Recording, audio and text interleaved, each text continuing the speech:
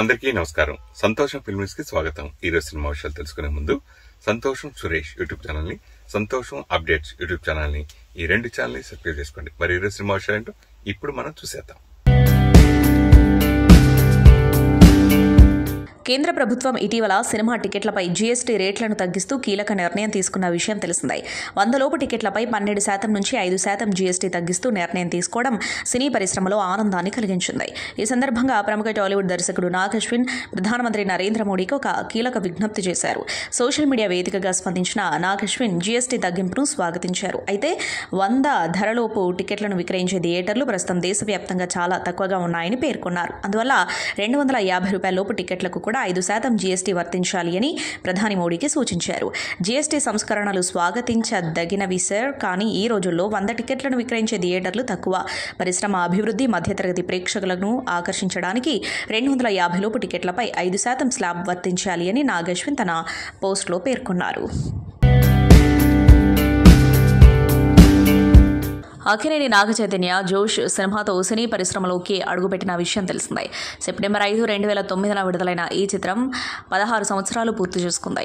జోష్ చిత్రంతో అక్కినేని కుటుంబం నుంచి 3వ తరం హీరోగా ఇండస్ట్రీలోకి వచ్చిన చైతు అప్పటి నుంచి తనకంటూ ప్రత్యేకమైన గుర్తింపు తెచ్చుకున్నారు. ప్రస్తుతం 24వ సినిమాతో బిజీగా ఉన్న చైతన్య తాజాగా మరో స్టూడెంట్ పాత్ర కోసం గ్రీన్ సిగ్నల్ ఇచ్చినట్లు సమాచారం. దీనిపై అధికారిక ప్రకటన రాలేకపోయినా ఇప్పుడే ఈ వార్తలు ఫ్యాన్స్లో కొత్త జోష్ తీసుకొచ్చాయి. జోష్ చిత్రంతో కెరీర్ మొదలుపెట్టిన నాగ్ చైతన్యకి ఏ మాయ చేసే చిత్రం మంచి బ్రేక్ ఇచ్చింది. ఆ తర్వాత 100% లవ్, మనం ప్రేమం, లవ్ స్టోరీ, బంగారు రాజు, తండేల్ ఇలా వరుస విజయాలతో కెరీర్ను నిలబెట్టుకున్నారు. ఎక్కువగా ఫీల్ గుడ్ లవ్ స్టోరీలు, ఫ్యామిలీ ఎంటర్టైనర్స్లో నటించిన చైతన్య గత జానర్లకు కొంత దూరంగా ఉన్నాడు. ఇప్పుడు వినిపిస్తున్న టాక్ ప్రకారం నాగ చైతన్య మళ్ళీ పవర్ఫుల్ స్టూడెంట్ రోల్ కోసం సిద్ధమవుతున్నారట.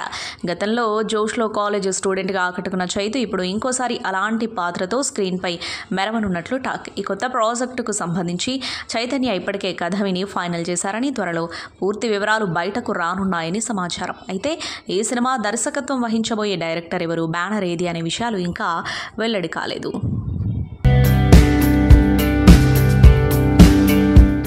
నేషనల్ స్టార్ నాని తన అభిమానులకు అదిరిపోయే సర్ప్రైజ్ ఇచ్చారు. సినీ పరిశ్రమలోకి అడుగుపెట్టి 17 సంవత్సరాలు పూర్తయిన సందర్భంగా తాను నటిస్తున్న తాజా చిత్రం ది ప్యారడైజ్ నుంచి తన కొత్త లుక్ను సోషల్ మీడియాలో విడుదల చేశారు. ఈ ఫోటోలో నాని కండలు తిరిగిన దేహంతో ఎంతో పవర్ఫుల్గా కనిపిస్తూ అందరినీ ఆశ్చర్యపరిచారు.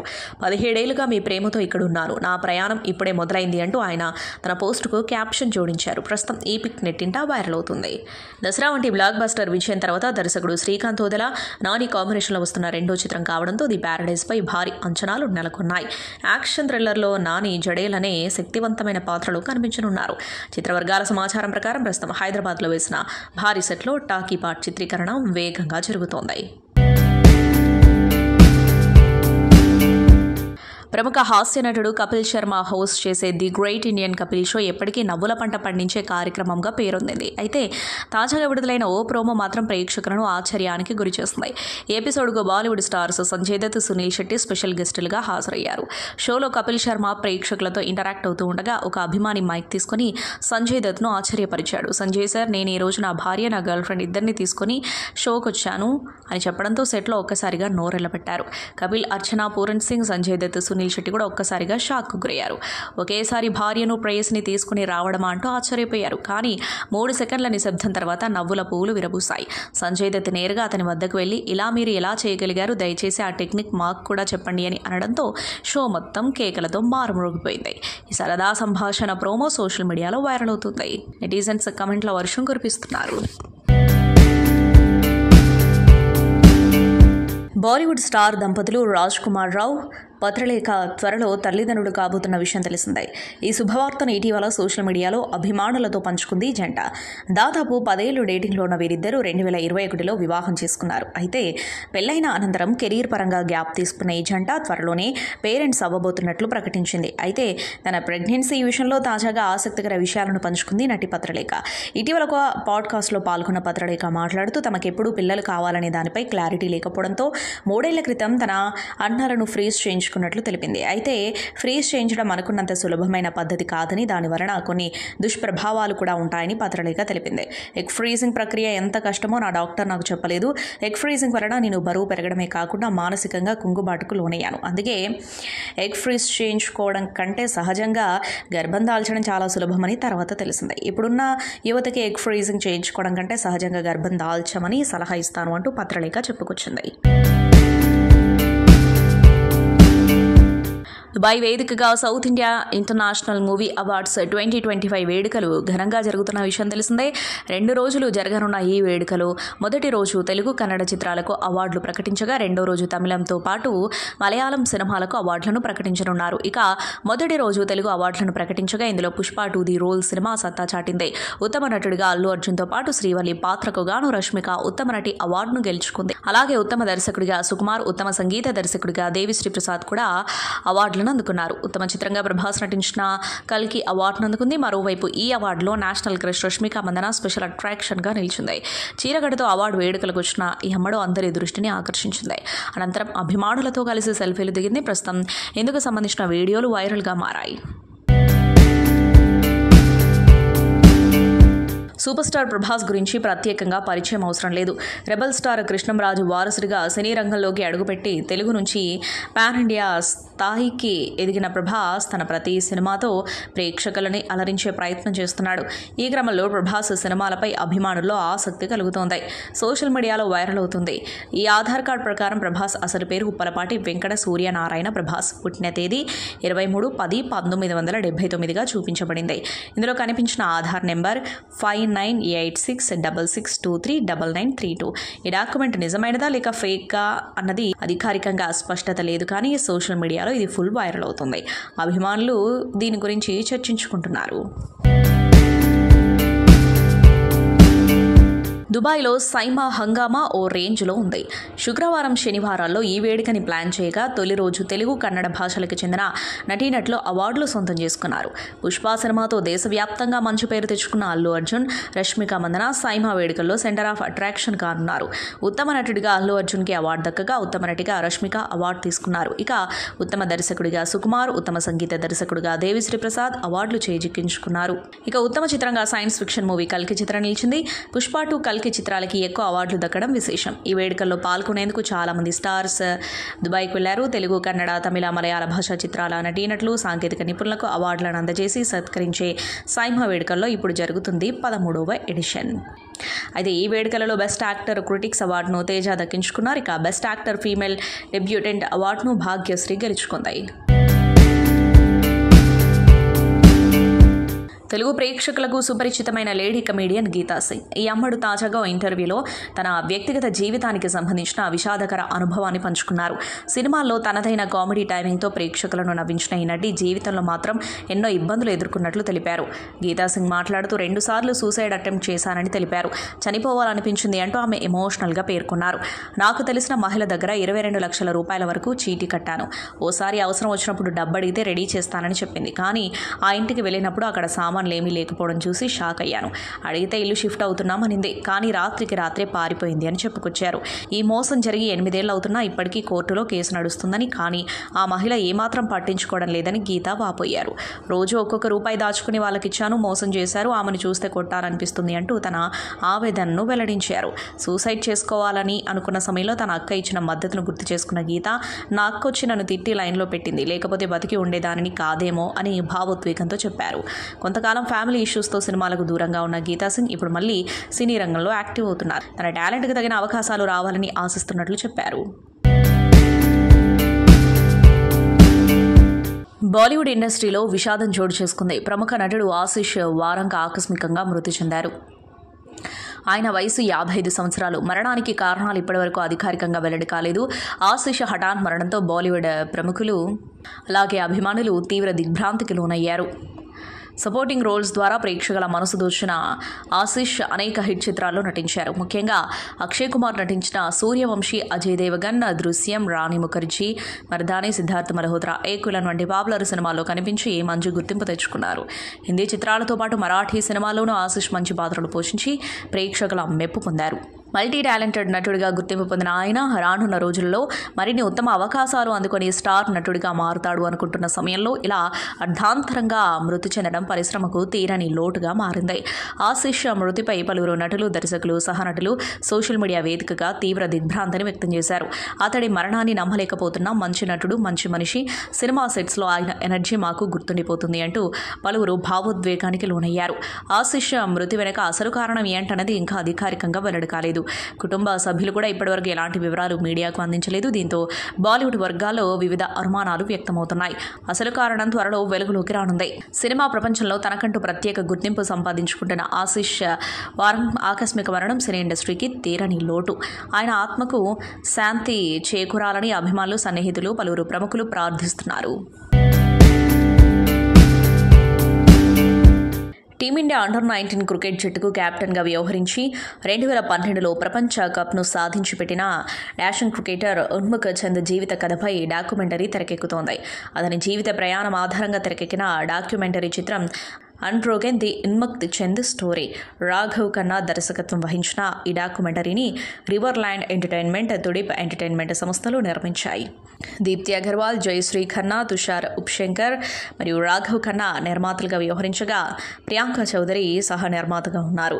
ఈ డాక్యుమెంటరీ పీవీఆర్ ఐనాక్స్ పిక్చర్స్ ద్వారా సెప్టెంబర్ 12న థియేటర్లలో విడుదల కానుంది. ఈ సందర్భంగా ట్రైలర్ను పంచుకున్నారు మేకర్స్. 2012లో ఆస్ట్రేలియాలో జరిగిన ఐసీసీ అండర్-19 ప్రపంచ కప్లో భారత జట్టుకు కెప్టెన్గా వ్యవహరించిన ఉన్ముఖ్ చంద్ ఫైనల్లో ఆతిథ్య జట్టుపై అద్భుతమైన సెంచరీ చేసి జట్టుకు కప్ అందించాడు. ఈ విజయంతో అతను క్రికెట్ ప్రపంచంలో ఒక సంచలనంగా మారాడు. అనంతరం ఉన్ముఖ్ దేశవాళీ క్రికెట్లో ఢిల్లీ, ఉత్తరాఖండ్ జట్ల తరఫున ఆడాడు. Ranji trophy, Vijay Hazare trophy, Syed Mushtaq Ali trophy వంటి టోర్నమెంట్లలో పాల్గొన్నాడు. కన్నడలో సూపర్ హిట్గా నిలిచి తెలుగులోనూ విడుదలై విజయాన్ని సొంతం చేసుకుంది సో ఫ్రమ్ సో. ఆగస్టులో ప్రేక్షకుల ముందుకొచ్చిన ఈ సినిమా ఎప్పుడెప్పుడు ఓటీటీలోకి వస్తుందా అని సినీ ప్రియులు వేచి చూశారు. వాటి ఎదురుచూపులకు ఫుల్ స్టాప్ పెడుతూ సెప్టెంబర్ 9 నుంచి జియో హాట్స్టార్ వేదికగా స్ట్రీమింగ్ కానుంది. కొన్ని రోజులుగా ఓటీటీలో విడుదలపై ఎన్నో వార్తలు వచ్చినప్పటికీ ఇప్పుడు జియో హాట్స్టార్ అధికారికంగా వివరాలు ప్రకటించింది. జేపీ తుమినాడ్ దర్శకత్వం వహించిన ఈ సినిమాను తెలుగులో మైత్రి మూవీ మేకర్స్ విడుదల చేసింది.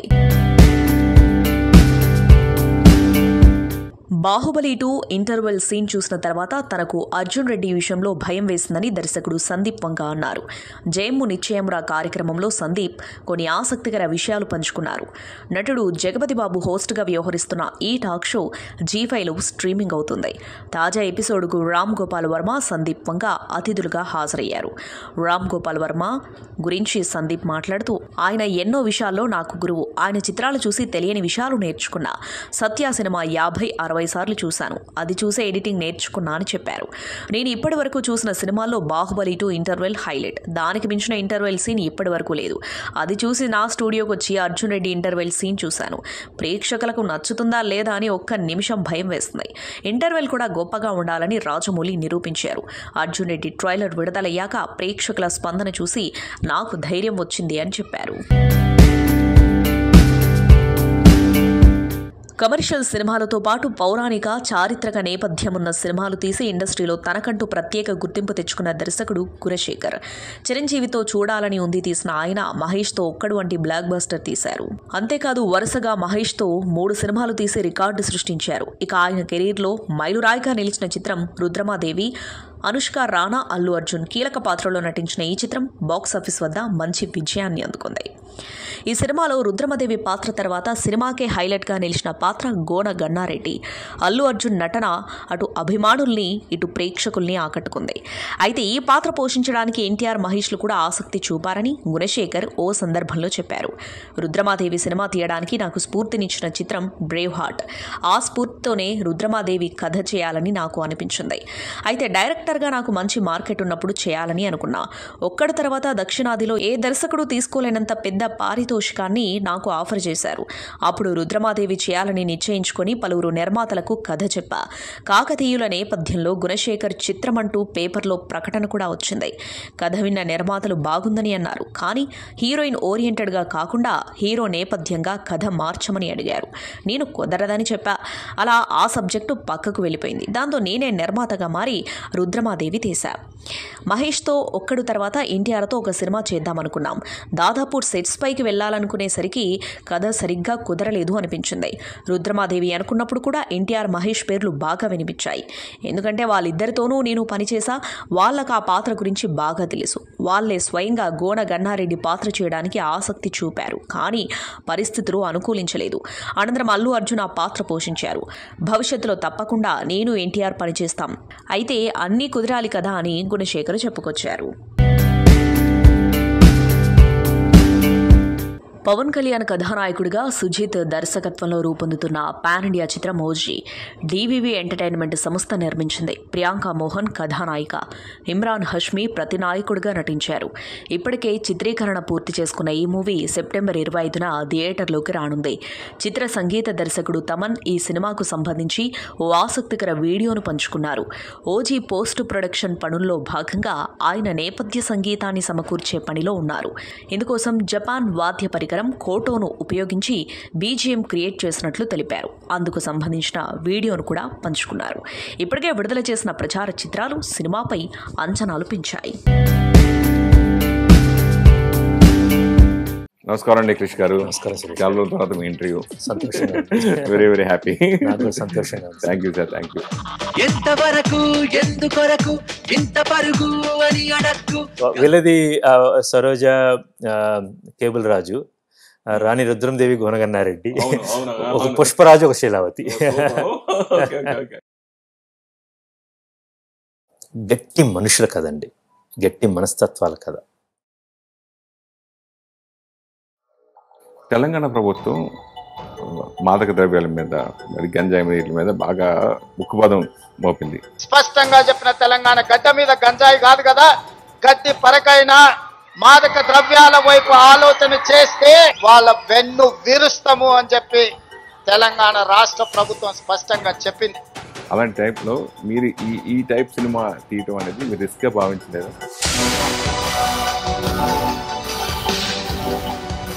విత్తనం నుంచి వర్తకం వరకు ఈ గంజాయి సాగులో అనేక మంది, ఒక పెద్ద ఎకోసిస్టమ్ ఉంటుందండి.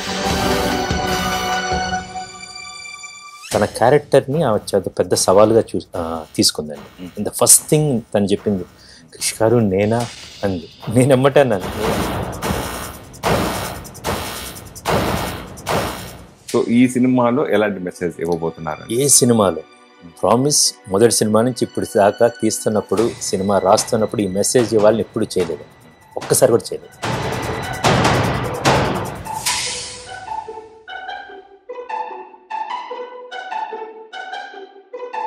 నేను ఒక్కసారి మానిటర్లో చూడకుండా టర్న్ మై సెల్ఫ్ అండి, కళ్ళల్లో ఆ తీవ్రత చూసామాట. ఇప్పుడు పెద్ద బయట అంతా ప్రశాంతంగా కనిపించదు, పోయేటప్పటికి ఓ సీజీలో అనుష్కను కొంచెం చేంజ్ చేసి చూపిస్తుంది.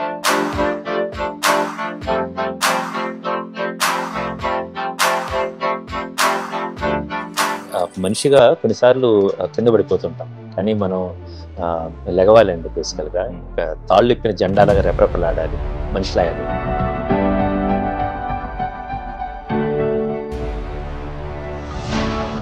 ప్రభాస్ రిలీజ్ చేయడం ఎవరి కోసం చేశాడు ఆయన?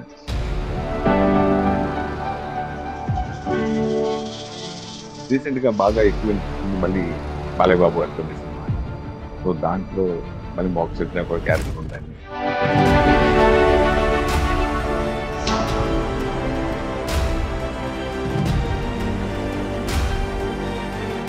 మీ కెరియర్లో ఒకసారి కాదు 2 సార్లు జరిగిన సంఘటన.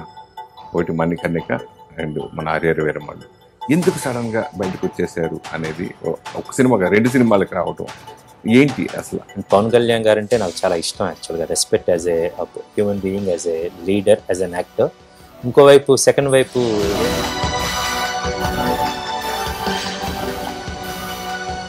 మీరు బయట రావడం వల్ల ఆశించిన స్థాయిలో ఆడలేదని కొంతమంది కామెంట్స్ ఉన్నాయి. అలాగే మీరు చేసిన ఎపిసోడ్స్ వరకు సూపర్ అని కొంతమంది వచ్చాయి. సీజీ వర్క్ అయితే కొంచెం బాగా కామెంట్స్ ఎక్కువ వచ్చినాయి. వాటి గురించి అడుగుతుంది.